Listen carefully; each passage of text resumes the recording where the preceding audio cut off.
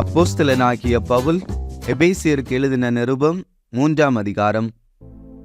இது நிமித்தம் பவுலாகிய நான் புறஜாதியாராய் இருக்கிற உங்கள் பொருட்டு கிறிஸ்து இயேசுவின் நிமித்தம் கட்டுண்டவனாயிருக்கிறேன்.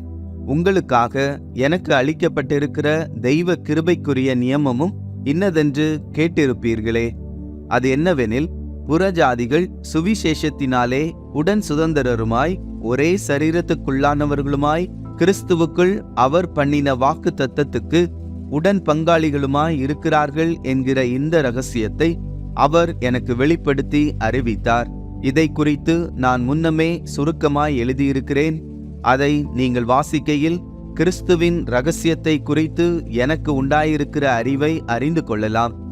இந்த இரகசியம் இப்பொழுது அவருடைய பரிசுத்த அப்போஸ்தலருக்கும் தீர்க்கதரிசிகளுக்கும் ஆவியானவராலே வெளிப்படுத்தப்பட்டிருக்கிறது போல முற்காலங்களில் மனுப்புத்திரருக்கு அறிவிக்கப்படவில்லை.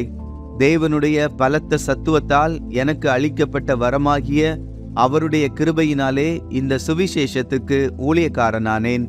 பரிசுத்தவான்கள் எல்லாரிலும் சிறியவனாகிய நான் கிறிஸ்துவினுடைய அளவற்ற ஐஸ்வர்யத்தை புறஜாதிகளிடத்தில் சுவிசேஷமாய் அறிவிக்கிறதற்காக இந்த கிருபை எனக்கு அளிக்கப்பட்டிருக்கிறது. தேவன் நம்முடைய கர்த்தராகிய கிறிஸ்து இயேசுவுக்குள் கொண்டிருந்த அநாதி தீர்மானத்தின்படியே உன்னதங்களிலுள்ள துரைத்தனங்களுக்கும் அதிகாரங்களுக்கும் அவருடைய அனந்த ஞானமானது சபையின் மூலமாய் இப்பொழுது தெரியவரும் பொருட்டாக இயேசு கிறிஸ்துவை கொண்டு எல்லாவற்றையும் சிருஷ்டித்த தேவனுக்குள்ளே ஆதி காலங்கள் முதல் மறைந்திருந்த இரகசியத்தினுடைய ஐக்கியம் இன்னதென்று எல்லாருக்கும் வெளிப்படையாக காண்பிக்கிறதற்கு இந்த கிருபை எனக்கு அளிக்கப்பட்டிருக்கிறது. அவரை பற்றும் விசுவாசத்தால் அவருக்குள் நமக்கு தைரியமும் திட நம்பிக்கையோடு தேவனிடத்தில் சேரும் ஸ்லாக்கியமும் உண்டாயிருக்கிறது. ஆகையால் உங்கள் நிமித்தம் நான் அனுபவிக்கிற உபத்திரவங்களினால் நீங்கள் சோர்ந்து போகாதிருக்க வேண்டிக் கொள்ளுகிறேன். அவைகள் உங்களுக்கு மகிமையாய் இருக்கிறதே.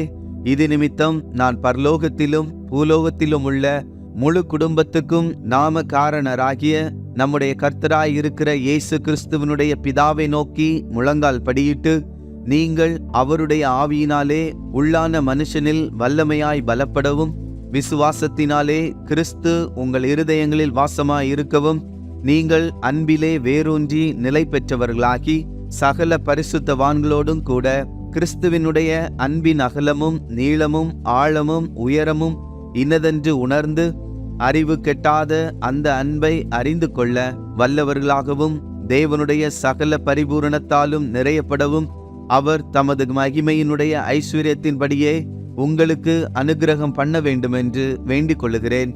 நாம் வேண்டிக் கொள்ளுகிறதற்கும் நினைக்கிறதற்கும் மிகவும் அதிகமாய் நமக்குள்ளே கிரியை செய்கிற வல்லமையின்படியே நமக்கு செய்ய வல்லவராகிய அவருக்கு சபையிலே கிறிஸ்து இயேசுவின் மூலமாய் தலைமுறை தலைமுறைக்கும் சதா காலங்களிலும் மகிமை உண்டாவதாக. ஆமேன்.